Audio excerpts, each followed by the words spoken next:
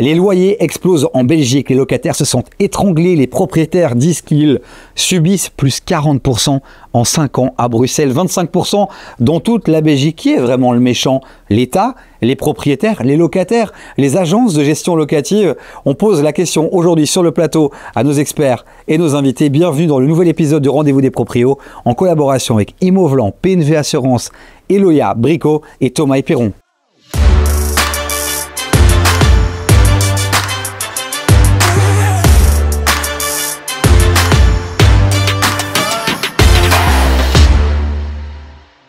Et comme à chaque fois, à mes côtés, votre équipe de chroniqueurs préférés. Ils sont beaux, ils sont contents de vous retrouver.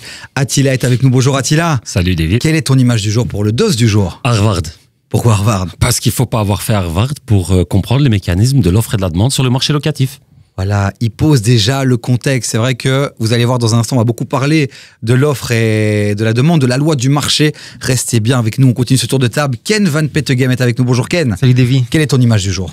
Tu peux mettre pour surfer, tu vois, dans l'actualité, mets-moi une GLE en image. Parce que les gens pensent toujours que les propriétaires sont des blindés, vraiment, qui roulent sur l'or, ils partent à Knock, manger des crevettes sur le bord de la plage. Mais c'est pas toujours le cas.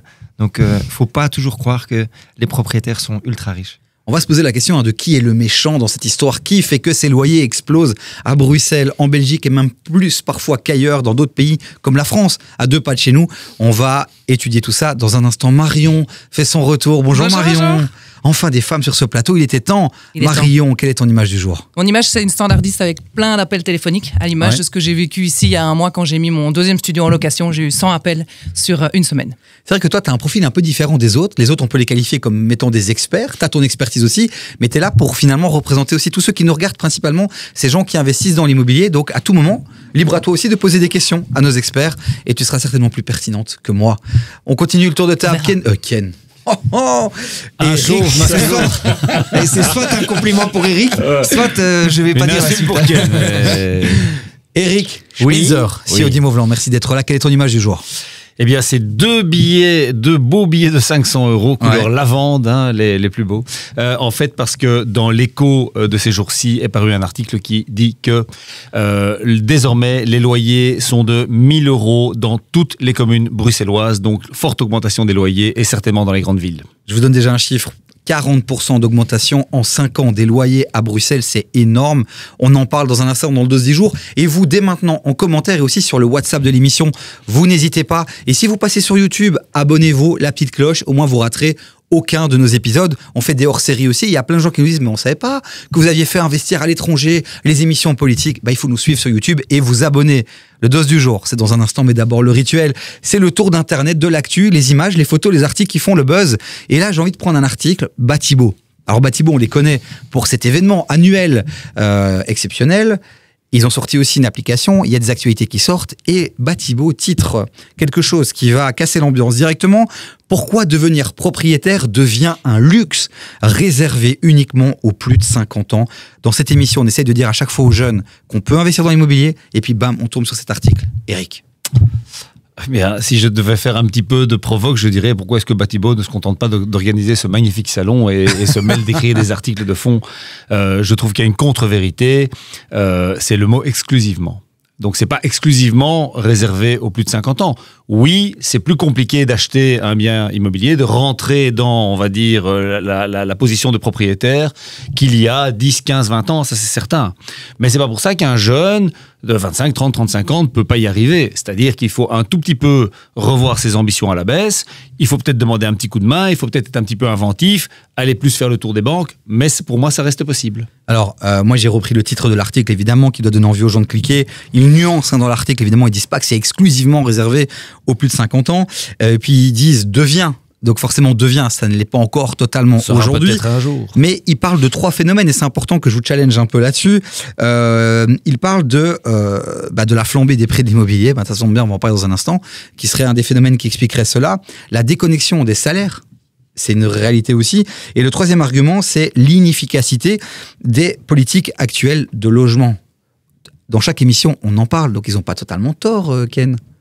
Pour l'achat, l'inefficacité, je vais pas pour une fois critiquer les politiques, parce que en Flandre et en Wallonie, ils ont quand même fait des efforts important pour la diminution des droits d'enregistrement. Donc aujourd'hui, quand tu achètes quelque chose de pas trop cher, à Bruxelles, en dessous de 200 000 euros, tu payes 0 € de droits d'enregistrement. En Flandre, c'est 2%. En Wallonie, c'est que 3%. Donc faire mieux que ça, c'est quand même compliqué pour les primo-acquérants. Donc là, je suis pas tout à fait d'accord. C'est pas les politiques qui empêchent les gens d'acheter le premier bien. On est les ouais, voilà, carton jaune, le premier carton jaune de l'émission. Une gentille, une carte jaune bienveillante, d'un chauve vers l'autre. Non, simple, ça, on est tout à fait d'accord, mais il y a quand même aussi l'offre et la demande. Et le fait que l'offre de biens soit bridée parce que les permis d'urbanisme durent extrêmement longtemps, parce qu'il y a des recours et que ça prend des années, ça aussi, ça engorge, ça étrangle l'offre et ça empêche en fait une régulation parce que plus il y a d'offres, plus les prix vont baisser. Et donc ça contribue à faire augmenter les prix. Donc oui, les mesures qui ont été prises par les différents gouvernements, les abattements, la diminution des droits d'enregistrement, c'est une très bonne mesure et bravo aux politiques pour ça. Mais il pourrait aussi un peu regarder du côté de l'offre et stimuler l'offre avec plus de facilité sur les permis d'urbanisme. Et puis, ici, pour rebondir ce que dit Eric, les changements des droits d'enregistrement, c'était une chose qu'ils pouvaient faire immédiatement. Modifier l'analyse de projets, accepter des permis et tout, il va falloir faire des changements structurels qui prennent plus de temps que juste dire à partir de demain, l'abattement il est sur 300 000 € avec pas de limite de montant d'achat. Ça, c'est des décisions qui peuvent être changées du jour au lendemain. Changer une structure, ça prend plus de temps. Après, il y a des mesures aussi, notamment liées au PEB. On est d'accord que pour la planète, c'est important, mais c'est toutes des mesures aussi qui rendent l'accès peut-être un peu plus compliqué. On a fait pas mal d'émissions, on a déjà débattu beaucoup là-dessus. Il y a un épisode sur, je pense, acheter quand on a 25 ou 30 ans, j'ai plus le titre exact, mais on mettra le lien en commentaire. Mais j'ai envie de simplement me tourner vers Marion. Marion qui a évidemment 21 ans, qui est avec nous autour de la table, qui n'a pas 50 et qui a acheté déjà 2 biens. Donc c'est clairement possible, Marion. C'est possible, ça demande quand même des économies, ça demande de travailler, ça demande d'avoir commencé à travailler, moi pour ma part comme étudiante à 40 ans, et d'avoir grappillé un petit peu 100 € par-ci, 100 € par-là. Je pense qu'on en a déjà parlé dans un épisode, pour arriver au montant minimal pour m'acheter mon premier studio. Alors j'ai pas visé un appartement avec une maison avec 10 appartements, j'ai visé, comme on disait, pour quelqu'un qui a pas beaucoup pour commencer, un petit studio. Et puis j'ai refait un cash en 4 ans pour le deuxième, et donc à chaque fois pouvoir payer les frais de notaire et droits d'enregistrement pour pouvoir démarrer. Je ne sais pas où va aller la suite, mais je ne suis pas riche. J'ai des parents tout à fait normaux qui étaient professeurs des écoles et je n'ai pas eu d'héritage, donc uniquement par mes économies. Ça peut être intéressant qu'on demande justement à notre communauté de mettre en commentaire de la vidéo sur YouTube à quel âge vous avez acheté votre premier bien. Ça peut être rassurant peut-être pour tous ceux qui cherchent à acheter de voir 33 ans, 24 ans, 25 ans. Ce sera une belle étude de marché. Eric, une petite vidéo de Winvest qui a été publiée et qui nous donne quelques chiffres. C'est intéressant à regarder et puis je vous fais réagir les amis.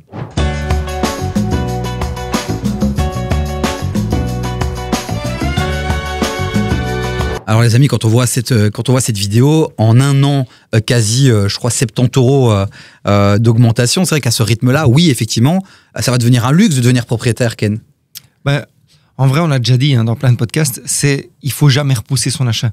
Dès qu'on peut acheter, il faut acheter parce que les prix augmentent tout le temps et ça va sans doute jamais s'arrêter, en tout cas pas de notre vivant. Donc dès que vous pouvez acheter, il faut le faire.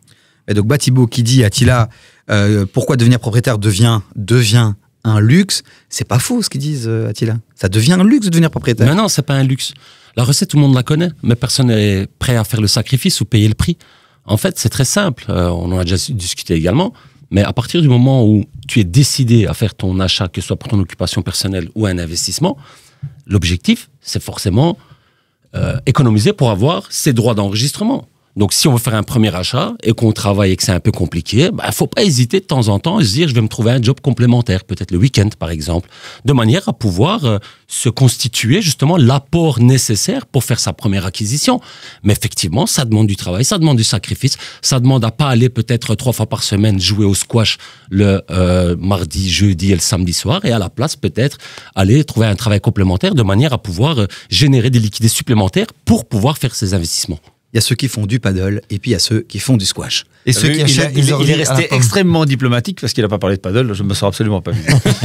On continue à avancer, les amis, puisque les gens ont cliqué aussi sur cette vidéo pour avoir le débat sur cette augmentation des loyers, les causes, les raisons, qui est le méchant dans l'histoire.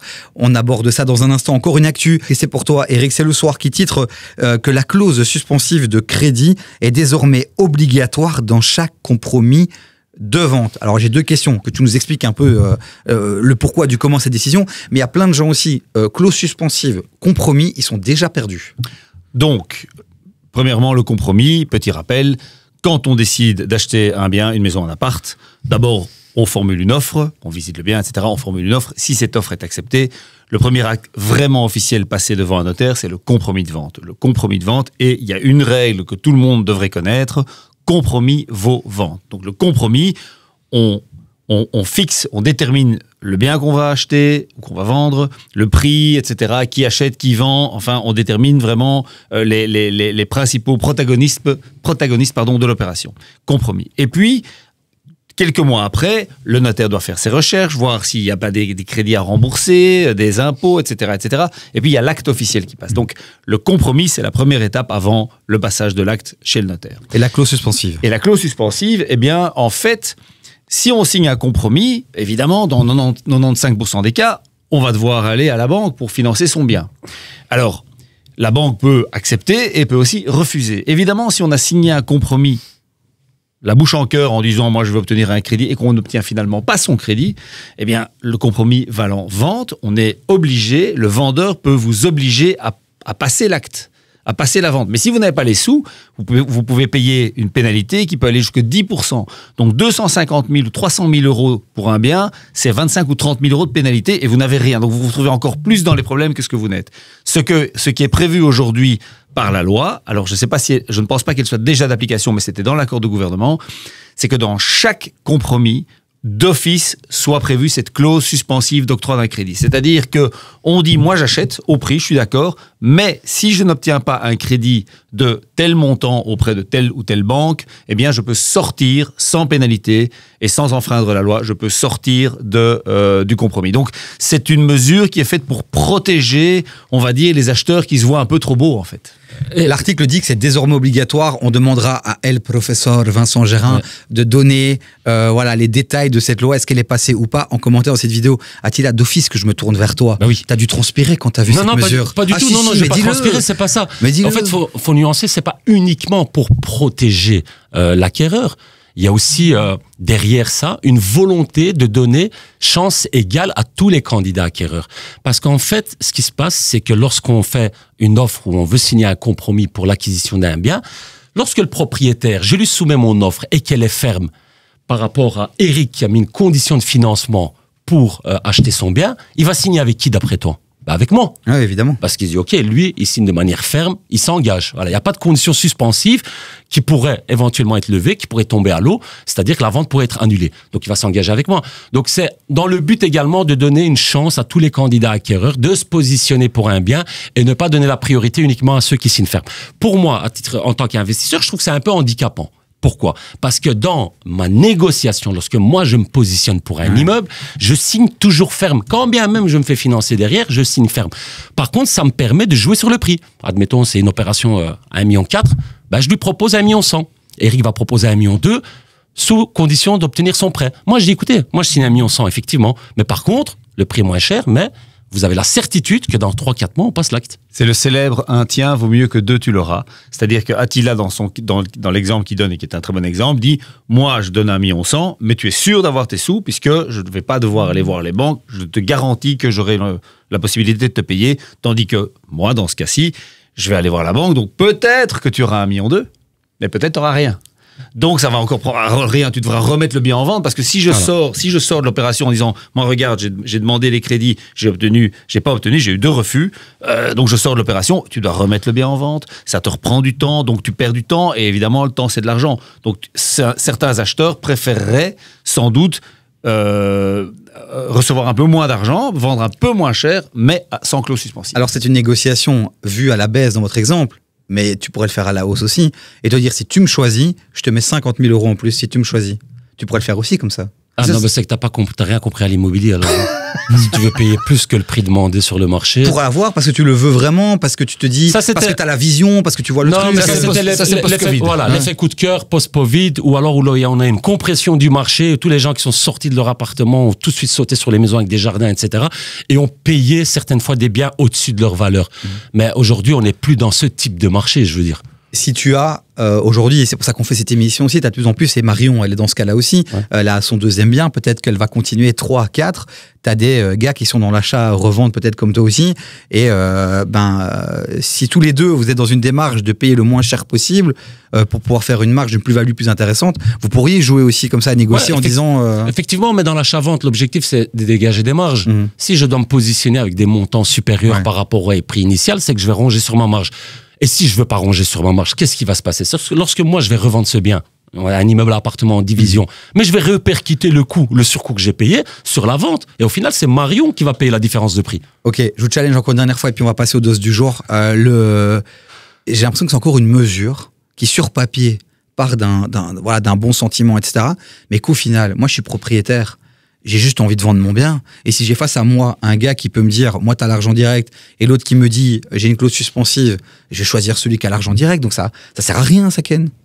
Il y a un flou sur cette décision politique parce qu'effectivement, t'es Attila et tu dis, écoute, moi, je te mets, parce que j'ai l'obligation de mettre une clause suspensive de crédit, mais je te mets 10 000 euros de clause suspensive de crédit. Évidemment qu'il aura son financement de 10 000 euros.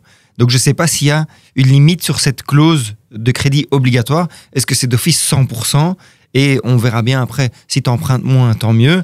Mais est-ce que tout le monde doit signer une offre avec une clause suspensive de crédit à 100%? Si ce n'est pas le cas, les bons clients feront la clause suspensive de crédit la plus basse possible pour pouvoir négocier. En disant, voilà, la clause, c'est parce que c'est une obligation légale. Mais regarde, j'ai déjà un accord de mon banquier, j'ai déjà tout ça comme patrimoine. Il y a toujours moyen de contourner cette règle. Ça m'étonnerait beaucoup que ce soit 100%, vu que les banques ne prêtent plus à 100%. Voilà, donc ça va être compliqué. Ouais. Et les gens qui ont besoin avec certitude d'un crédit, en général, ils empruntent 100%, puisque c'est un achat pour y vivre. Et là, les banques financent encore 100% quand tu achètes ton bien pour vivre. On a quand même cette capacité incroyable en Belgique de complexifier les choses. Tu sais, un compromis il y a 10 ans, c'était 4 pages. Aujourd'hui, c'est 16 pages.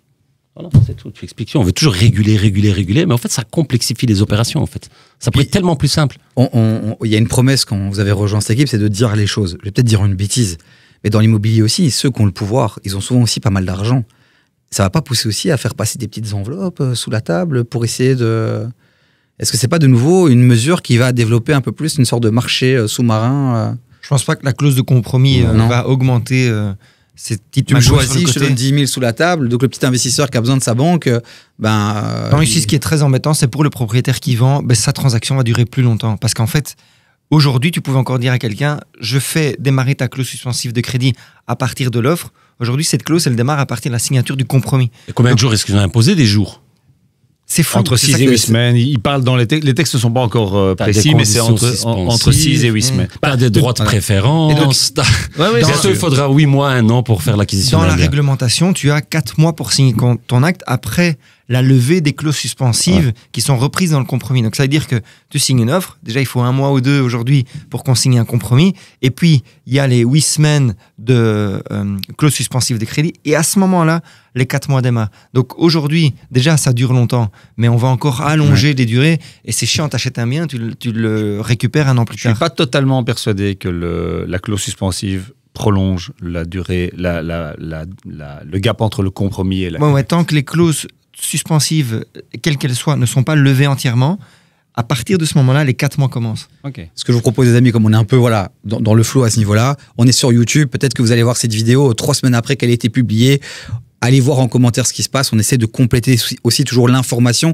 Et si vous l'avez et qu'elle n'est pas encore mentionnée en commentaire, allez-y, on est une communauté, on est ensemble. Donc, contribuez aussi à faire savoir les bonnes choses, les choses exactes.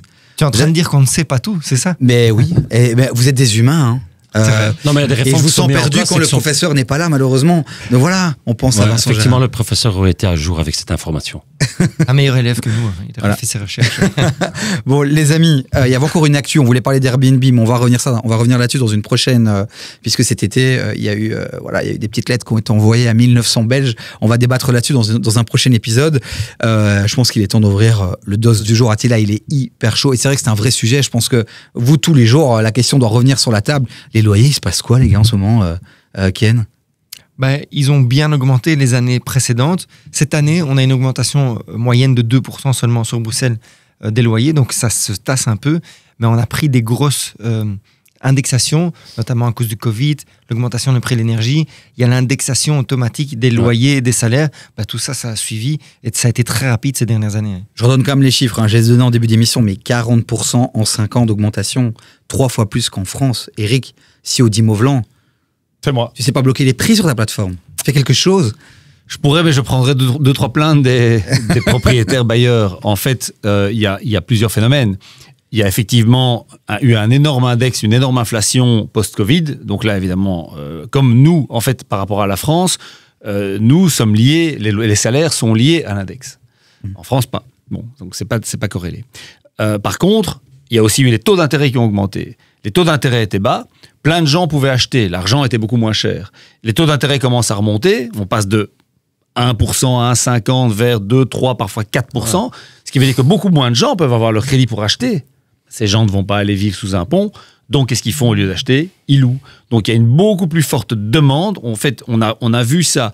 Covid, post-Covid, c'était la folie sur la vente et la location. Après, maintenant, c'est beaucoup moins la vente et beaucoup plus la location. Et comme disait Marion, un agent immobilier met un bien en vente, il dit j'ai des dizaines de coups de fil, on ne s'entend plus dans l'agence. Donc il y a vraiment ce shift aussi qui s'est fait vers la location. Marion, propriétaire, comment toi tu as défini le loyer des biens que tu as mis en location? J'ai fait ma propre étude de marché en fonction de ce qu'il y avait déjà sur le marché au niveau des mêmes mètres carrés, voir un petit peu où c'était situé dans Namur. Moi, je rappelle, je suis en Wallonie, donc je peux tout situer sur Namur. Et là, je me suis dit, OK, en fonction de ce qu'on a fait au niveau de l'aménagement, parce qu'il me fallait une belle cuisine, une belle salle de bain, comme on a déjà expliqué dans le podcast précédent aussi. Et j'ai fixé mon prix comme ça pour les deux que j'ai mis en location. On a voulu faire ce sujet-là aussi, parce que forcément, le rendez-vous des proprios, donc pour les gens, on représente les propriétaires, et beaucoup de gens nous disent, les propriétaires, ils deviennent fous, vous avez vu les loyers, machin, etc. Donc moi, la question que j'ai quand même envie de vous poser là, et c'est le débat, c'est qui est le méchant dans l'histoire vraiment? C'est le propriétaire, Attila? Non, il n'y a pas de méchant du tout. Je pense pas, parce que le propriétaire, son soi, c'est également de louer son bien, tout simplement. Mais par contre, aujourd'hui, comme je l'ai dit en début d'émission, faut comprendre une chose qui est très très simple au fait, c'est le marché de l'offre et de la demande. Je vais t'expliquer plus dans les détails pour que tu comprennes. Aujourd'hui, on est dans un marché où on a une offre énorme en demande de biens, okay, et on a une pénurie en biens sur le marché. Okay. Si maintenant on commence à augmenter l'offre, okay, l'offre, le prix, la demande va baisser. Les prix vont plus ou moins s'équilibrer. Si on augmente encore l'offre de biens, de quantité de biens disponibles, et que la demande baisse, là, on pourrait même avoir la mécanique inverse. Donc, les prix de la location pourraient chuter. Pourquoi? Parce qu'aujourd'hui, ce sont les locataires qui sont en compétition pour obtenir un bien. Mais à partir du moment où tu as plus d'offres de biens sur le marché, c'est les propriétaires qui seront en compétition. Du coup, les biens qui seront sur le marché, on va les proposer à des prix plus intéressants pour trouver candidat parmi les candidats locataires. Je comprends, la loi du marché, elle est claire, c'est les basiques de l'économie. Oui, mais on l'applique pas. Mais donc là, on pourrait dire aussi aux propriétaires, les gars, je comprends, vous ayez envie d'augmenter votre cash flow, avoir 100 euros, 200 euros, 300 euros en plus, mais à un moment donné, est-ce qu'on peut pas dire aussi aux propriétaires, même si on les défend, on les représente, machin, les gars, calmez-vous un peu, comprenez que vous jouez aussi un rôle qui va au-delà de votre enrichissement personnel, c'est un rôle sociétal aussi, les loyers aujourd'hui, c'est devenu impossible. Oui, mais c'est dans l'article 14 de la Constitution, j'ai appris ça hier. Maître Moya. Le droit au logement. C'est un droit basique, qui est censé être garanti par l'État. Okay.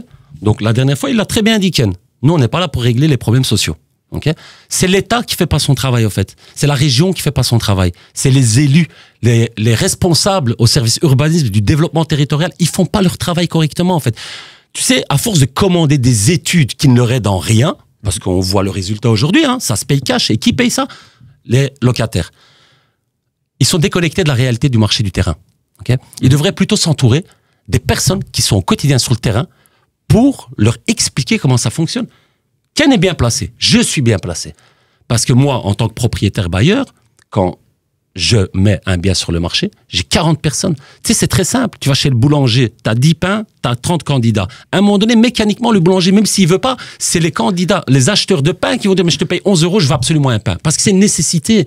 Donc, c'est pas forcément le propriétaire qui décide d'augmenter son loyer. Je te comprends, mais les 40, tu pourrais simplement les sélectionner sur base, j'ai une bêtise, alors que je suis peut-être bisounours, on est d'accord, d'un projet de vie, plutôt que de dire, tu sais quoi, j'en ai 40, je vais faire monter mon loyer, il y en a bien un qui va mettre le prix que je veux. Non, attends. Tu fais pas forcément monter ton loyer parce que tu es propriétaire. Ok, peut-être qu'il y a une infime partie. C'est toi qui choisis, c'est toi qui fixes le loyer. Non, tu fixes le loyer en fonction du marché. Ok. Tu regardes le prix moyen dans ton quartier, tu regardes le prix moyen du marché sur ta commune. C'est en fonction de ça que tu fixes. Tu vois, et ça a un effet domino à partir du moment où peut-être le prix augmente dans certains quartiers. Forcément, il y a un effet domino. Et l'augmentation, elle n'est pas seulement due à la volonté d'un propriétaire de louer plus cher. Faut pas oublier une chose, il a bien rappelé là tantôt, c'est la conjoncture économique. Tu sais, quand ton salaire est indexé, tu vas pas te plaindre chez ton patron, pourquoi tu l'augmentes, hein? À un moment donné, le coût d'entretien, le coût du précompte immobilier, tous ces coûts-là augmentent aussi. Donc, un propriétaire doit faire face continuellement à des coûts qui augmentent. Et si il répercute infimement sur le loyer, tu peux pas lui en vouloir, au fait. Tu parles de Paris, des grandes capitales. Mais à Paris, les prix ont atteint un tel sommet déjà bien avant Bruxelles que tu peux pas comparer Bruxelles à Paris. Calme-toi, parce que tu abordes plein de sujets. C'est pas fini. Voilà, calme. J'ai encore des choses à les dire. uns après les autres. Tu as pointé le rôle de l'État. Moi, je veux quand même challenger un peu Ken et raconter une petite anecdote qu'on m'a partagé, que la boss m'a partagé. Un propriétaire d'un studio, un loyer, on va dire, de 700 €. Son fils, agent immobilier, il arrive, il dit, mais non, tu peux le vendre à 900. Boum, il le met à 900. Le louer à 900. On est passé de 700 à 900 € juste parce qu'un agent immobilier a décidé et a dit, bah, tu peux le faire à 900, t'inquiète, ça partira. 200 € d'augmentation.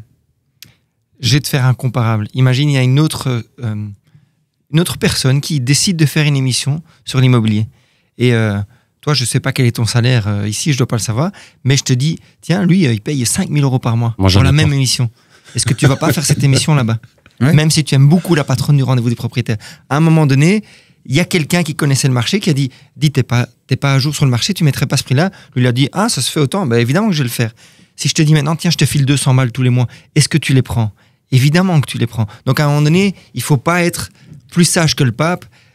Et il ne faut pas oublier une chose aussi, c'est qu'aujourd'hui, les politiciens ne s'impliquent pas du tout dans les risques que prennent les propriétaires. Aujourd'hui, ceux qui sont défendus à 100%, ce sont les locataires.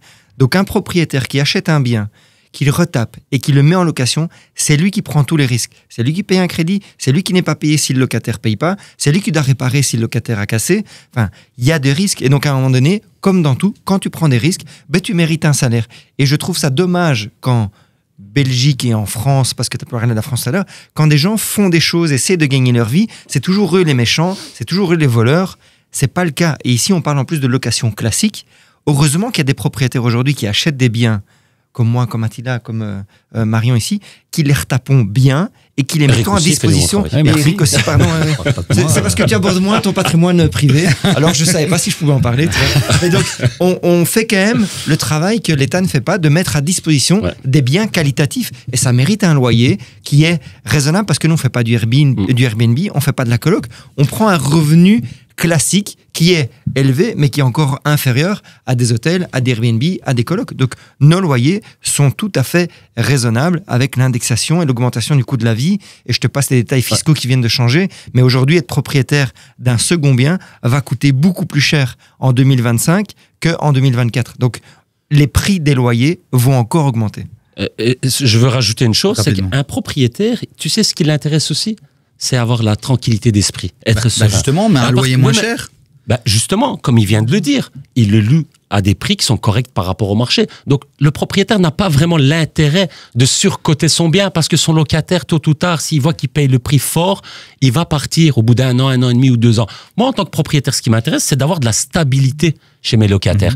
Donc, tu les loues à des prix corrects par rapport au prix du marché, tu as une tranquillité d'esprit et ton locataire, comme il sait qu'il paye un prix correct, il reste sur la durée. Et c'est ça qui est intéressant pour un propriétaire. Il ne faut pas oublier une chose, Davy, c'est que le rendement d'un bien immobilier, de manière, on va dire, universelle, c'est 3,5%, 4,5%, genre. Sur du long terme, je ne te parle pas d'Airbnb, je ne te parle pas d'un marchand de sommeil, je te parle d'une location tout à fait classique. Ce qui n'est pas exagéré, 3-4% par rapport au travail, au stress, à la charge mentale. Pourquoi est-ce que les loyers augmentent? Pourquoi est-ce que les loyers augmentent? Le rendement n'augmente pas. Les loyers augmentent parce que les taux d'intérêt augmentent. Donc, ton investissement te coûte plus cher. Donc, fatalement, il faut répercuter pour conserver ta rentabilité de 3,5, 4,5. Les matériaux augmentent. le prix des terrains augmente, bref, tout augmente, l'énergie augmente. Donc, ça veut dire que ton investissement en tant que propriétaire te coûte aussi plus cher et donc, fatalement, offre et demande, tu dois répercuter ça aussi sur le marché. Donc, je pense pas qu'il y ait tout d'un coup une espèce de martingale où les propriétaires se disent « Ah, mais au lieu de 3-4, je peux faire 6-7 ». C'est pas comme ça. Alors, je fais évidemment l'avocat du diable ici, je pense que vous l'avez compris. Tout à fait. Voilà, donc c'est pas ma vision que je partage, mais je challenge nos experts, puisqu'on va pas se mentir, il est agent immobilier, il représente une plateforme qui vit aussi des agents immobiliers, donc c'est important quand même que j'essaie de vous challenger pour essayer d'être le plus objectif possible dans cette émission, mais on sait aussi que nos auditeurs sont très intelligents, qui ne prendront pas forcément pour argent comptant tout ce que vous dites, et qui vont challenger vos propos avec d'autres sources d'informations aussi. Marion, quand on entend tout ça, est-ce que tu as envie de partager une réaction? Est-ce que tu trouves ça juste, correct? C'est juste ce que je vis en fait. Donc Okay. tout ce qui est dit aujourd'hui autour de la table, c'est ce que je vis. Quand je regarde le prix du marché, je suis au prix du marché. Quand je regarde combien j'ai acheté, je suis au remboursement que je dois donner à la banque par rapport à mon taux d'intérêt, par rapport à mon investissement. Et donc c'est juste la logique des choses. Et comme il dit, on va aller chercher ce que le voisin va chercher, parce que le voisin, s'il va chercher plus, pourquoi pas moi? Et inversement, si je vais chercher trop, j'aurai pas la stabilité de mes locataires. Et donc du coup, je me mets sur le marché, loi de l'offre et la demande, Voilà. c'est comme ça. Le marché s'autorégule. Et puis, il faut pas croire que tu mets un bien en location à 800 €. Tu as 50 personnes qui viennent, bam, ton téléphone il va sonner direct, il va être tout rouge. Tu vas pas dire, bon alors, c'est plus 800, c'est 850. C'est Non, pas comme ça que mais ça non. fonctionne. Hein. Effectivement. C'est pas comme ça. Celui qui travaille mal, lui, il va faire ça ou il va faire un loyer beaucoup trop bas ou déconnecté du marché. Celui qui travaille correctement, il va faire quoi? Il va regarder sur les sites combien se loue le bien similaire. Il va aller dans la rue, il va regarder. Il va se dire, OK, moi j'ai un truc du même calibre, de la même qualité. Bah, ça doit valoir 875. Allez, je mets 875. Et c'est comme ça. Elle a 10 candidats et le marché se régule. Alors, la question de base, c'était qui est le méchant? Et donc, on fait le tour un peu des acteurs. Dans un instant, on va quand même ouvrir une petite parenthèse sur l'indexation. On sait, bah voilà, moi, j'ai reçu mon indexation ici. J'ai pris 70 € en un an. Je me dis, si chaque année, je me prends 70 €, ça va devenir très cher, ma location. Donc, on va parler d'indexation pour voir si effectivement, il n'y a pas des choses à aller chercher là-bas. Et j'ai encore envie de te challenger. Sorry, Ken, par rapport à ça. Il y a des acteurs qui vivent aussi justement de tout ça. Je pense aux sociétés qui gèrent, qui jouent l'intermédiaire pour la mise en location. Ils sont soit payés sur le premier mois de loyer, soit s'ils font la gestion sur toute l'année, ils ont un pourcentage. Ils ont tout intérêt à ce que le loyer soit le plus élevé. Je suis propriétaire, moi, j'ai pas l'expérience. Je demande conseil à des professionnels. Le professionnel, c'est le gars qui va gérer mon bien. Il va me dire, mets-le à 1200, alors qu'il aurait pu le mettre à 1100. Et donc, il faut pas me faire croire non plus qu'il y a personne qui se gave dans le système et que c'est juste la loi du marché. Le marché, il est un peu défavorable pour les locataires. Là, pour défendre les sociétés de gestion locative et les agences qui font de la location, c'est pas sur ces business-là qu'on s'enrichit. Hein. Que tu loues à 1200 ou à 1100, c'est pas les 100 € facturés hors TVA qui vont changer ta vie. Tu vois. Justement, s'ils sont en difficulté, ils ont tout intérêt à faire le max sur chaque bien qu'ils louent. Non, c'est pas ça. C'est qu'il y a un propriétaire qui te paye pour que tu lui rendes un service. Mhm. Encore une fois, la patronne du rendez-vous des propriétaires, si elle te paye pour un service, et puis si toi tu délivres pas le service qualitatif, elle dit mais le gars je le paye pour rien, tu vois. Donc quand un propriétaire paye un agent immobilier ou une gestion locative, elle attend un retour, une expertise du prix du marché. Tiens, ton loyer, je pense que, encore une fois, l'agent immobilier il fait la même chose. Hein. Il analyse le marché. Lui, en plus, il a un vrai retour du marché puisqu'il s'occupe de bien tous les jours et il peut dire l'appart que tu as là, c'est 1225. Toi, tu voulais mettre 1100, mais je te conseille de mettre 1225. Je t'ai payé un service qui m'a fait gagner de l'argent et c'est comme ça le monde dans d'autres trucs, des voitures, à la banque, chez le boulanger, le pain aussi, il paye. Aujourd'hui, un pain, ça coûte une blinde, tu vois. Il y a personne qui dit, ton pain, c'est super cher. 1,20 €. Tu continues. Et ça dépend où tu vas, tu vois. Donc, tout augmente. Mais l'immobilier, toujours, tout le monde est méchant. L'agent immobilier est méchant, le gestionnaire locatif est méchant, le propriétaire est méchant. Maintenant, c'est une suite logique. Tout le coût de la vie augmente, l'immobilier augmente avec. Mais on peut pas en vouloir forcément à ceux qui se plaignent. Eric, autre exemple très concret, quelqu'un aujourd'hui dans notre entourage qui cherche cherche un studio. Le studio est à 900 €. Elle a une rémunération plus ou moins autour des 1008, 1009. Elle peut très bien s'en sortir. Ça a été refusé parce que la méthode de calcul aujourd'hui nécessite qu'elle gagne presque 3000 € pour se prendre un studio. 3000 €. 2007. Oui, je sais, j'ai un peu...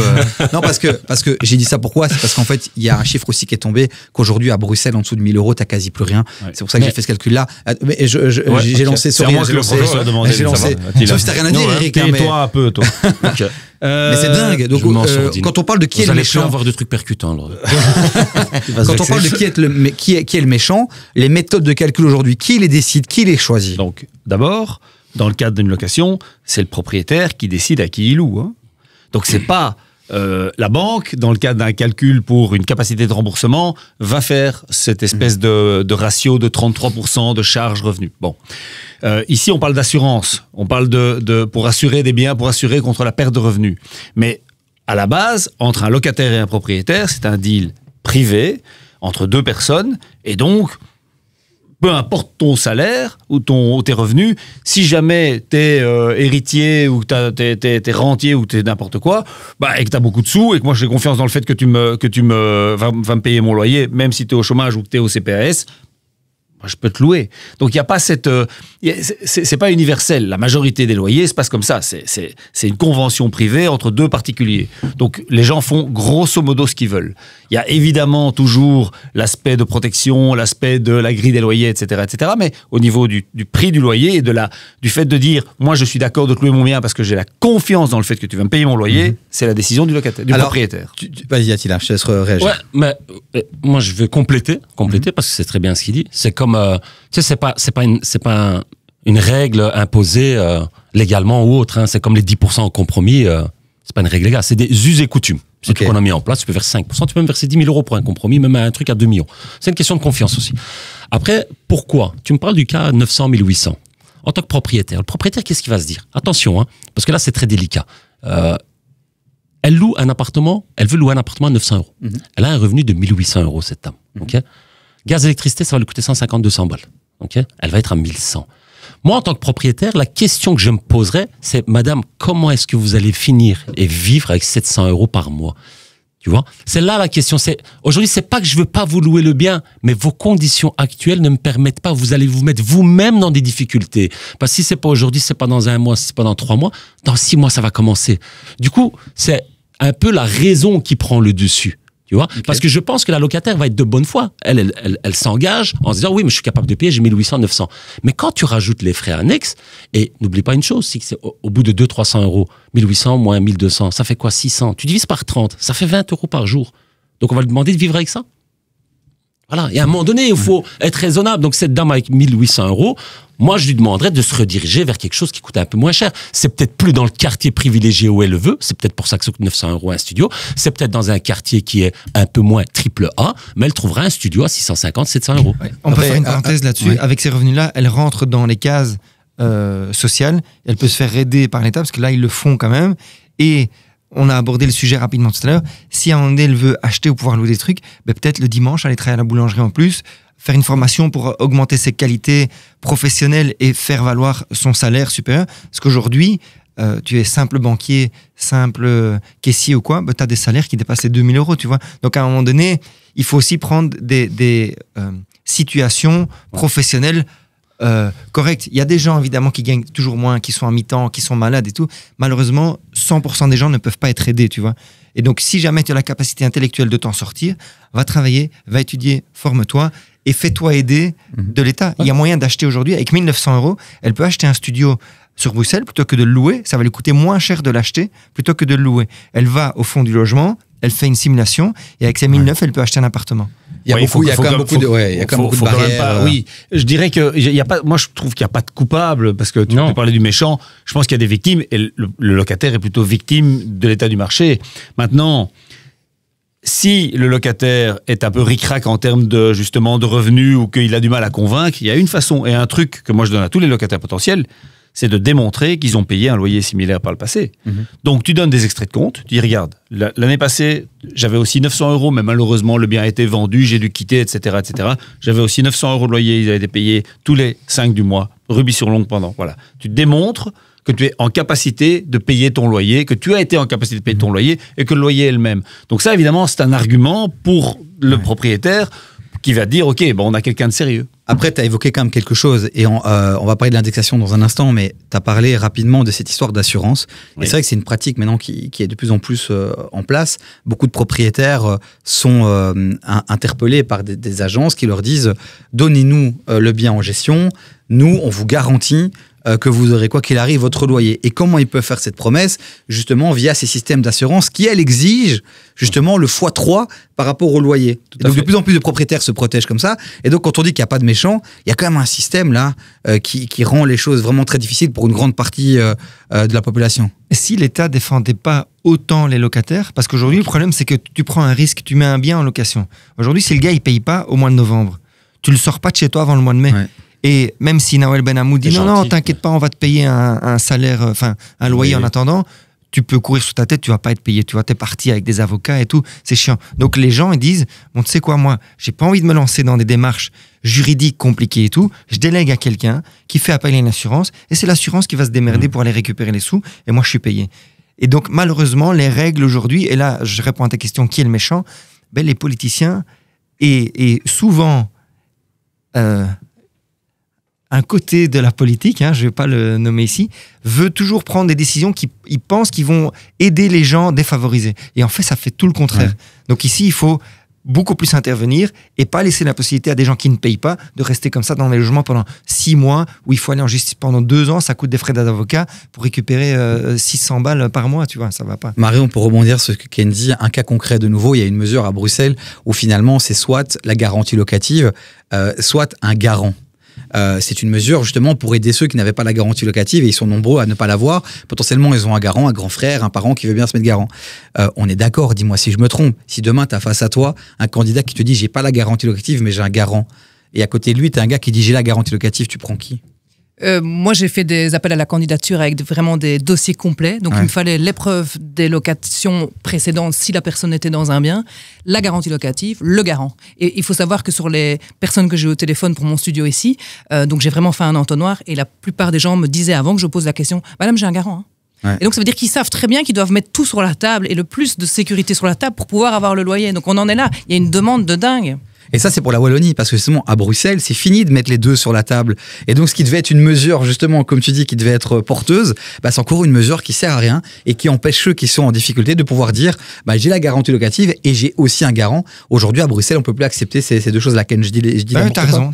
Ouais. Donc, c'est El professeur sort du secours. Et peut-être qu'en Wallonie, c'est le cas aussi, hein, mais honnêtement. Ah non, en Wallonie, c'est encore les deux. À un moment donné, Ouais. moi je le demande, tu suis pas. Enfin voilà, il y en a toujours qui vont tout Avec mettre sur Marion, la table. Et donc, avec moi, Marion, on mais marche non, tout c'est une droit, quoi. sécurité Mais et oui, une d'office, tranquillité évidemment. d'esprit.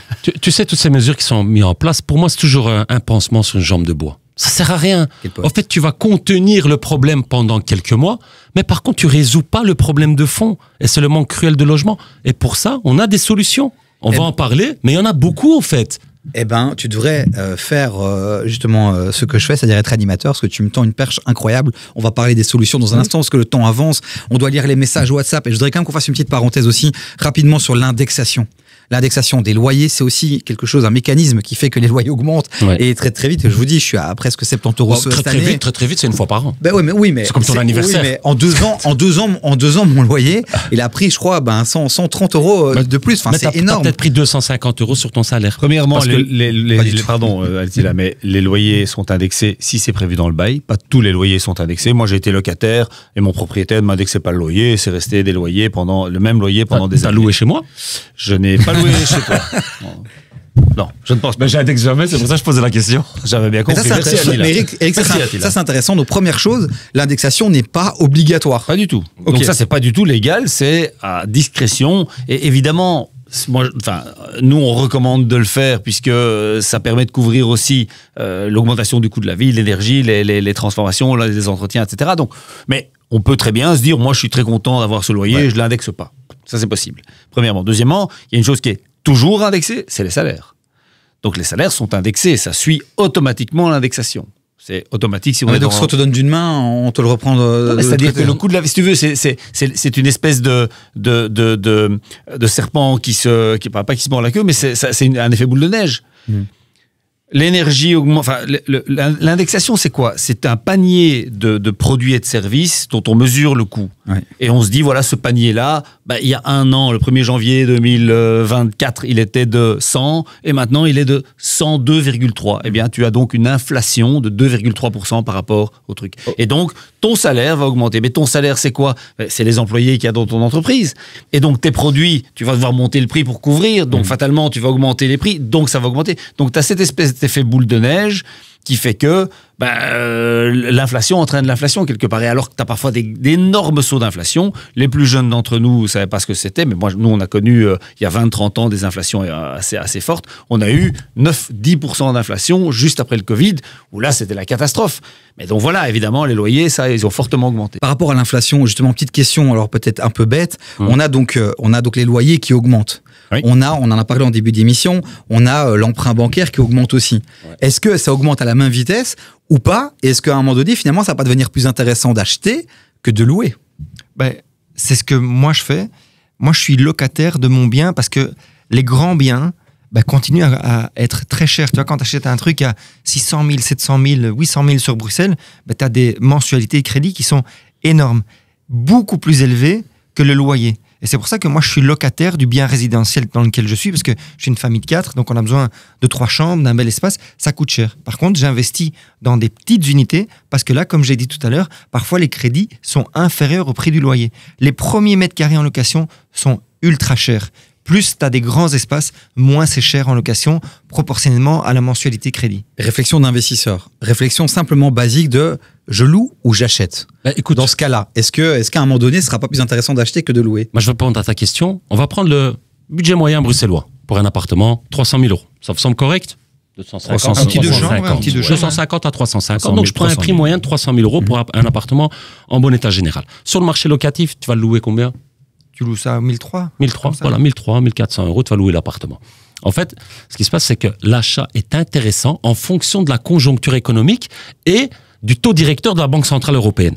Pourquoi? Parce que c'est ça qui va déterminer le taux hypothécaire auquel tu vas pouvoir emprunter. Si tu es dans une conjoncture où les banques baissent les taux d'intérêt, tu dis, OK, j'ai un taux d'intérêt inférieur, mais mécaniquement, les prix des biens sur le marché augmentent. Donc, certaines fois, c'est plus intéressant d'acheter quand tu es sur un taux de 3,5-4%, parce que les prix ont tendance à ce moment-là à stagner, parce que le taux est plus élevé, donc il y a moins de candidats qui sont sur le marché. Tu peux mieux négocier le prix, tu fais ton acquisition, et si un jour, il y a de nouveau une politique de baisse des taux, à ce moment-là, tu peux racheter ton emprunt, et au final, ça te coûtera moins cher que le loyer que tu es en train de payer pour le même type d'appartement. Et n'oublie pas une chose qui est intéressante à savoir aussi, un loyer, c'est toujours à fond perdu.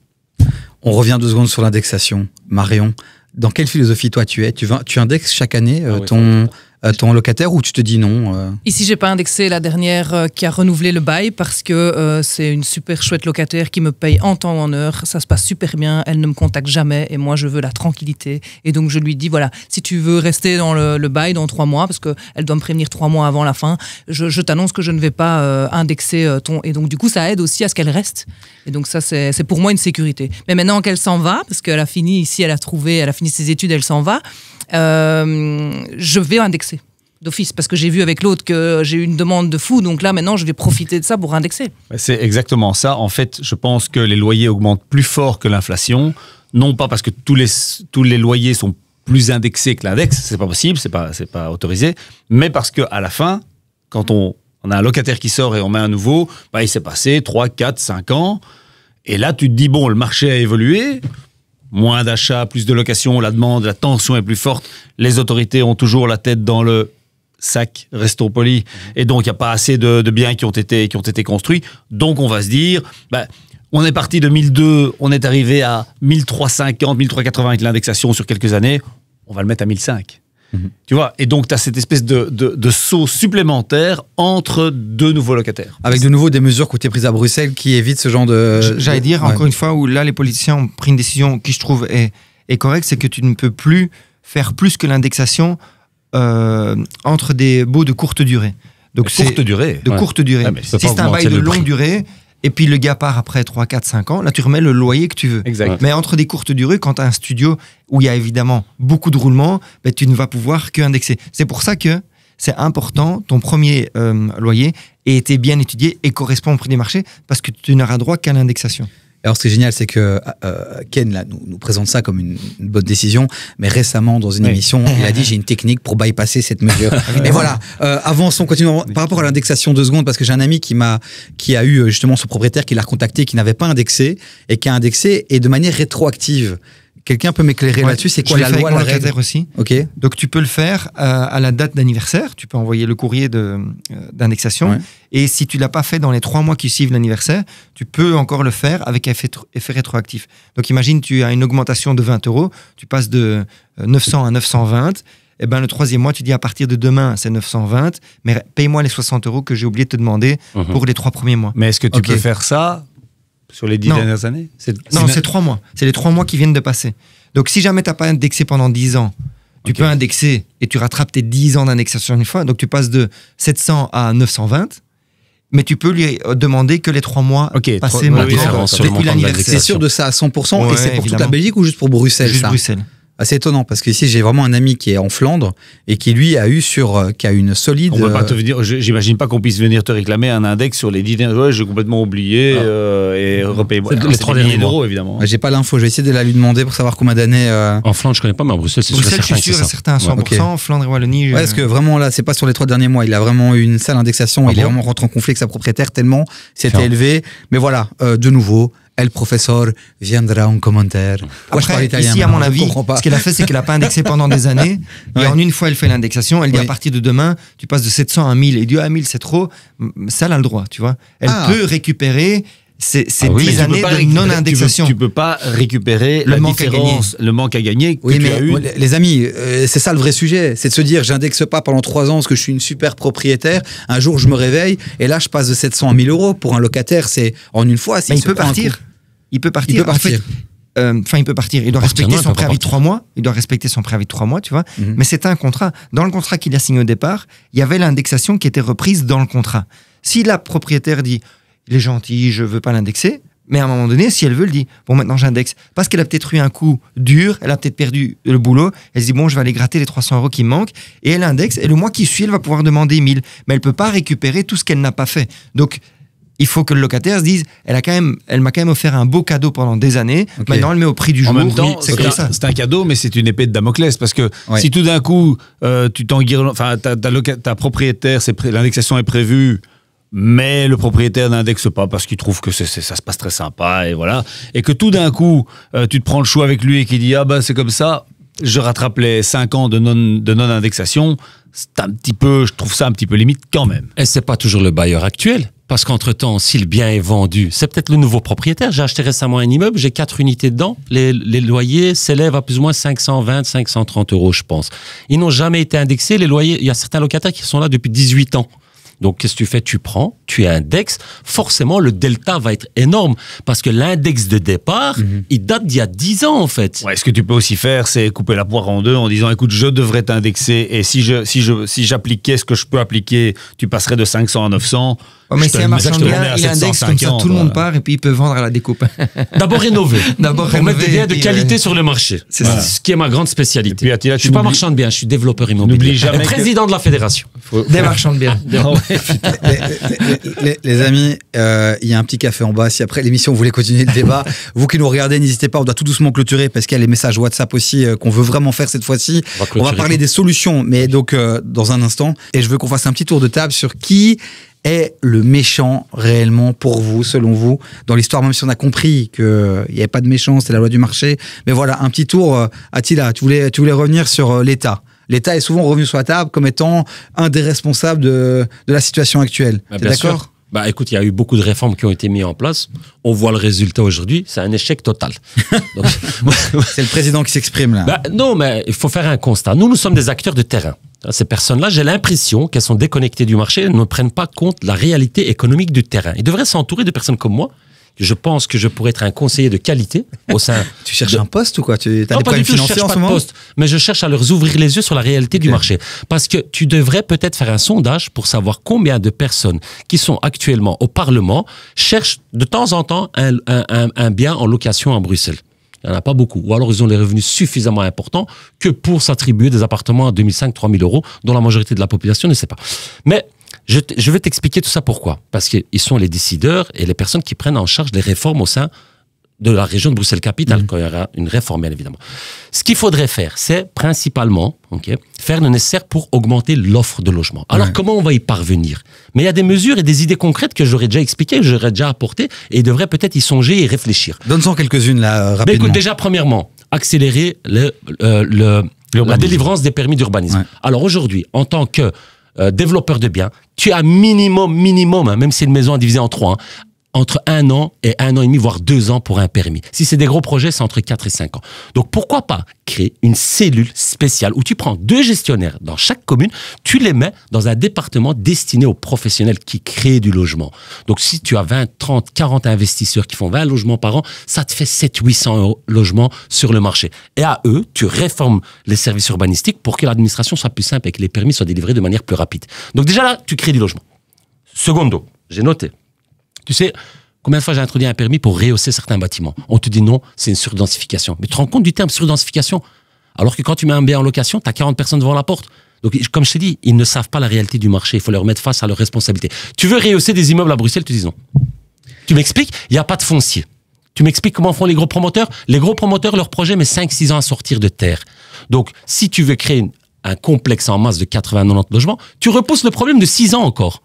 Donc, il faut pouvoir travailler avec les personnes à plus petite échelle, qui rénovent l'habitat existant. Mais donc, on a compris que pour toi, le méchant, on va dire, entre autres, c'est l'État, et que la solution, c'est de travailler sur l'offre à travers des mesures qui pourraient faciliter encourager la rénovation des immeubles existants. Parfait. Je te donne une image, tu vas la mettre. Okay, tu as vu l'image? Voilà, tu as vu l'immeuble. Cet immeuble appartient, tu sais à qui? À qui? Au CPAS de Schaerbeek. D'accord. L'immeuble, ça fait 4 ans, je passe devant, il est toujours dans le même état. Donc moi, j'ai proposé aux régions, et je pense qu'ils pourraient, grâce à des interlocuteurs comme nous, notre aide pour leur aider à résorber le problème. C'est-à-dire travailler avec des entités privées, soit en nous vendant le stock de biens qu'ils ont à leur disposition. Schaerbeek a commencé, ils viennent de vendre 2 immeubles en vente publique.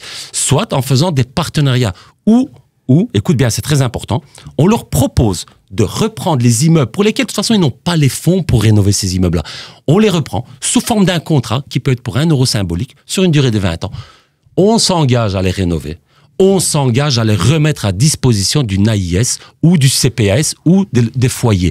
Donc, ça permettrait aux communes et aux différentes instances qui ont du patrimoine, qui est laissé pour compte parce qu'ils n'ont pas les fonds pour les rénover, de les remettre sur les marchés. Et là, on stimule l'offre et on diminue le prix de la location. Parfait. Attila, le message... C'était un discours politique, là. Ah oui. Le message est passé. Et ça me fait penser aussi, ça a fait l'actualité, là, récemment, du côté de Uccle. Il y a un petit bois, là, qu'on veut enlever pour mettre des logements sociaux. Peut-être se focaliser plutôt sur les logements existants, les rénover plutôt qu'aller enlever ces petits morceaux de forêt qui nous font du bien parfois, surtout... Ça va, Davy? Ouais, non, mais il m'a donné chaud, là. J'étais dans un meeting politique, là. On termine le tour. Je vais te nommer secrétaire de ton logement dans le prochain gouvernement. Les choses vont changer. Non, mais c'est clair que le fait de réguler, de surréguler les choses est une solution très court-termiste. Le moratoire hivernal, la grille des loyers, tout ça ne résout pas les problèmes de fond. Les problèmes de fond, on sait bien, c'est un manque d'offre. Une offre qui n'est pas suffisante, qui permettrait de faire baisser le loyer moyen. Alors, comment est-ce qu'on fait ça? Effectivement, Attila l'a très bien dit. Mettre un coup de pied au derrière de l'administration de l'urbanisme, qui est vraiment un bottleneck là-dedans. 2, mobiliser l'épargne privée, parce qu'il y a énormément d'argent sur ces comptes épargne de monsieur tout le monde, qui rapportent en plus rien du tout, qui perdent de l'argent avec l'indexation, avec l'inflation, c'est même un rendement négatif. Eh bien, mobiliser cette épargne pour donner des incitants. 3, effectivement, on est tout à fait d'accord, se délester des biens, il y a plein de biens qui sont inoccupés, des anciens bureaux qui sont vides, qui prennent la poussière. Le plus grand propriétaire de la Belgique, propriétaire immobilier de la Belgique, c'est la SNCB, et il y a la blinde en termes de logements ou de bâtiments qui sont vides, donc on peut en faire quelque chose. 4, on en avait parlé, je pense, brièvement dans une émission précédente, c'est aussi, pour des gens plus modestes, de faire une espèce de leasing de leasing immobilier, c'est-à-dire que tu payes un loyer dans un premier temps, mais ce loyer compte comme acompte pour finalement pouvoir acquérir le bien. C'est-à-dire que tu ne payes pas, comme on dit souvent ici, ton loyer dans le vide à fond perdu, mais tu payes un loyer en se disant, dans quelques années, je pourrai accumuler les loyers et ça fera mon acompte. Évidemment, c'est un objectif social pour les revenus modestes, mais ça va aider de nouveau à désengorger le marché locatif. Donc, effectivement, il y a des solutions, mais je pense que le déclencheur de tout ça, ça doit être les pouvoirs publics. C'est quand même dingue, oui, ça c'est dingue, parce que finalement, cette histoire d'offre, je crois que si on avait fait l'émission il y a 3 ans, il y a 5 ans, il y a 6 ans, il y a 7 ans, il y a 10 ans, on serait revenu sur la même problématique. On peut faire des économies en retournant, avec un peu d'IA, on modifie, mais tous les 5 ans, les mêmes sujets. Quoi. Mais en même temps, tout ça m'inquiète, parce que je me dis que finalement, ça, avec vos solutions, enfin, on les a, mais on n'arrive pas à les mettre en place, et que donc, dans 10 ans, je pense qu'on va la refaire en disant que les loyers sont devenus encore pires qu'à Paris, et que ça devient n'importe quoi à Bruxelles. Bon, j'exagère un peu, Paris n'est pas Bruxelles. Oui, Ken, on terminera par Marion, évidemment. Il y a un gouvernement à Paris. Oui, il y a un gouvernement, c'est vrai. Je ne vais pas aborder tous les sujets qu'ils ont abordés. S'il y a des solutions encore pour toi, ce serait lesquelles En fait, on a absolument besoin du privé pour pouvoir fournir du logement aux gens qui en ont besoin. Et tout le monde ne peut pas acheter. Donc, on a besoin d'avoir des logements qui sont disponibles à la location. Et aujourd'hui, on vient de prendre une décision qui dit qu'un propriétaire avant qui met sur le marché un bien en location pouvait déduire ses intérêts pour contrecarrer en fait le précompte qui est imposé. Et donc, on payait rien. On était à 0. Mais aujourd'hui, c'est pas le cas. Aujourd'hui, on va devoir payer un précompte complet parce qu'on ne peut plus déduire les intérêts qu'on paye. Ce qui veut dire qu'aujourd'hui, les gens, les acteurs indispensables pour fournir du logement aujourd'hui, on leur met une amende supplémentaire. Et on pourrait très bien faire en sorte que les privés soient une espèce d'AIS. Quand tu es un locataire classique, que tu respectes le PEB, que tu as fait des travaux de rénovation, on pourrait dire, tiens, ton loyer de base, c'est 900 balles, reste à 900 balles, et nous, on va venir, plutôt que de te faire payer des impôts, on te donne 100 balles pour rester à 900. Ou nous, on prend en charge l'indexation. Toi, tu laisses 900 € pour ton locataire, et nous, on va venir t'indexer. Dans les impôts, tu récupères une partie. Mais aujourd'hui, on vient taxer le seul acteur du marché qui est capable de fournir du logement immédiatement. Parce qu'un promoteur, un entrepreneur, comme Attila l'a dit, c'est 2, 3, 4, 5, 6 ans avant que des biens arrivent sur le marché. Un privé, c'est demain immédiatement disponible. Et ça, c'est dingue qu'on vienne taxer encore des propriétaires parce que dans l'esprit général des gens, le propriétaire est riche, il peut payer. C'est n'importe quoi. Il y a plein de propriétaires qui n'ont plus envie de faire de l'achat pour mettre en location parce qu'ils se disent quelle emmerde pour gagner 100 balles par mois, j'ai plus envie de m'emmerder à ça parce que c'est trop compliqué, si on me paye pas je panique. Moi j'ai toutes les semaines des gens qui me disent Ken, j'ai envie de faire l'investissement immobilier, et le premier truc qu'il me dit qu'est-ce qui se passe s'il paye pas?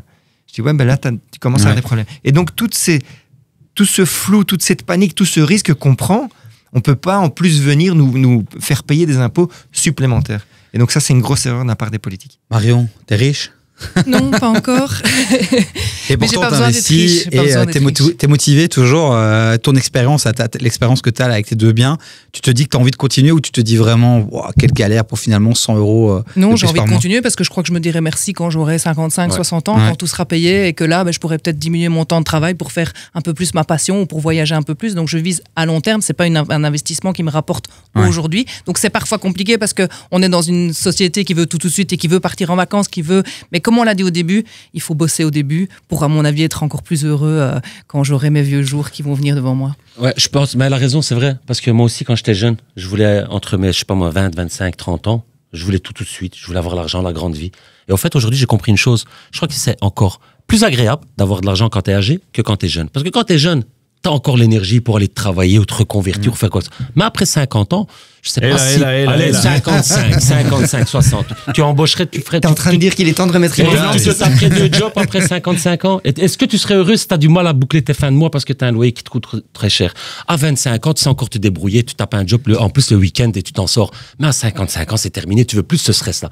Donc, morale de l'histoire, fais ton investissement, fais ton premier achat. Éventuellement, si t'as un placement immobilier en plus qui t'amène des extras, fais-le également. Il est temps de clôturer le dossier du jour, les amis. Moi, j'ai quand même envie de terminer en disant, je suis peut-être utopiste, mais j'ai quand même l'impression que tout le monde doit prendre sa part de responsabilité dans cette histoire, qu'on aime bien taper sur le coup des politiques en disant que ce sont les seuls qui sont responsables, et on vient de le faire aussi quasi à part toi, Marion. T'as pas vraiment tapé sur le coup des politiciens, mais je crois que même les agences de gestion locative, les propriétaires, les locataires aussi, en étant un peu plus respectueux de leurs biens aussi, en respectant leur contrat de confiance finalement avec le propriétaire. Si tout le monde jouait le jeu un peu plus, je pense qu'il y a des choses aussi qui s'amélioreraient. Donc on a tous des choses à faire pour éviter que ces loyers continuent à exploser, mais le message est passé auprès des politiciens. Il nous reste vraiment 2 minutes. On va attaquer le WhatsApp, c'est la dernière séquence. Vous nous posez régulièrement des questions sur le WhatsApp de l'émission. Vous êtes de plus en plus nombreux à nous rejoindre. Le numéro va s'afficher. Il suffit simplement de nous envoyer un petit message en privé. On vous enverra directement le lien qui permet de rejoindre la communauté et le fameux salon où se retrouvent pas mal d'experts. Ken qui est très actif, Attila aussi, elle, professeur, bientôt Vincent et je l'espère Marion aussi. Et finalement, les gens viennent, vous posez vos questions. Il y a la communauté, il y a une émulation aussi avec tous les autres aussi. Il n'y a pas que vous, mais il y a plein de propriétaires qui répondent et c'est hyper cool. Et vous nous posez des questions, j'en ai sélectionné quelques-unes. Et la première, c'est une question de Mathéouche, qui a regardé l'épisode sur les rénovations à faire qu'on a fait en collaboration avec Brico justement. Et la première question c'est, est-ce que mettre du triple vitrage à la place du double vitrage augmente la valeur du bien, Attila? Non, pas forcément. Pas forcément? Je dirais pas, non. Moi, Ça tous les dépend biens que je rénove, je mets double vitrage. Après, effectivement, si tu es face à une autoroute et que tu mets un triple vitrage, effectivement, là, ça peut avoir un impact sur ton bien. Mais sinon, si tu es dans les standards du marché, non. Quelqu'un veut rajouter quelque chose par rapport à cette question? Non, le triple vitrage a une utilité acoustique. Ouais. Voilà. Donc c'est vraiment si tu as le train, l'autoroute, les avions, tu mets du triple. Encore une question de Mathéouche qui nous demande si le placement d'une porte blindée vaut le coup ou pas pour augmenter justement la valeur de son bien, peut-être sa plus-value ou... Moi, je trouve que oui. Les produits que je fais actuellement, sur ces 2-3 dernières années, j'ai chaque fois mis des portes blindées. Et sincèrement, les candidats acquéreurs apprécient vraiment ce type d'éléments de confort. On a reçu un chouette message aussi de 4D3M, j'ai pas son prénom. 4. Mais alors c'est 4. Ou c'est peut-être Mehdi, si je le lis dans l'autre sens. Alors là, c'est même pas une question en fait, c'est un petit commentaire sympathique pour vous. Et ça, vous n'hésitez pas. Vraiment, ça nous donne de la force et ça nous motive à continuer à faire du contenu gratuit pour vous. Il nous dit, l'immobilier, c'est un domaine qui me passionne et votre contenu fait partie des rares choses qui m'ont vraiment épanoui ces derniers mois. Continuez comme ça, c'est super inspirant. C'est un petit message pour vous. Merci, 4D3M. Voilà, n'hésitez pas à nous envoyer un max de cœur aussi. Claudia, bonjour, j'ai écouté votre émission sur acheter un bien neuf. Je sais que le sujet sur la prolongation de la TVA à 6% devait être voté pour les projets démolition, reconstruction. Avez-vous des nouvelles? Un tout grand merci pour votre réponse, Claudia. On n'a pas de nouvelles, Claudia. Par contre, tu sais, on aurait pu en parler durant l'émission. Parmi les solutions qu'on a, par exemple, la TVA à 6%, elle est destinée uniquement à certains propriétaires qui doivent habiter le bien, l'occuper pendant 5 ans. Pourquoi pas l'étendre même aux propriétaires investisseurs? Ça permettrait également à ce moment-là aux promoteurs de vendre plus facilement leurs biens et ces mêmes propriétaires pourraient les mettre en location et du coup augmenter l'offre locative. Avec un contrôle du loyer. Oui. Ben oui, Tu vois, tu diminues la TVA, tu dis OK, mais tu peux pas dépasser tel loyer avec une indexation OK. Ça, c'est une solution qui est contrôlée et qui permet d'acheter à plus de gens. On doit clôturer l'émission, enchaîner. Les amis, vous continuez à nous poser des questions sur le WhatsApp à la fin de chaque émission. Et on le fera même peut-être sur Instagram et TikTok aussi. De temps en temps, une petite FAQ avec vous, les amis. Posez-nous un maximum de questions. Envoyez-nous un petit message. On vous envoie le lien pour rejoindre la communauté sur WhatsApp. On est presque 150 là maintenant sur WhatsApp. Donc le groupe commence à exploser. Il sera payant bientôt. Voilà, peut-être. 39 € par mois. Arrête de dire des bêtises. Les amis, merci Ken, merci Marion Merci à toi. pour cette deuxième émission. Eric, merci. Attila, merci à nos partenaires sans qui on ne pourrait pas faire cette émission. On remercie Imovlan, évidemment, Brico Planète, Eloya, PNV Assurance et Thomas Épiron. Thomas Épiron, Marion, merci. Thomas Épiron. Excusez-moi pour cet oubli. On vous adore, on vous aime. À très vite, les amis. Sur TikTok, Instagram, YouTube, en podcast aussi, audio, sur toutes les plateformes de streaming. Ciao, ciao.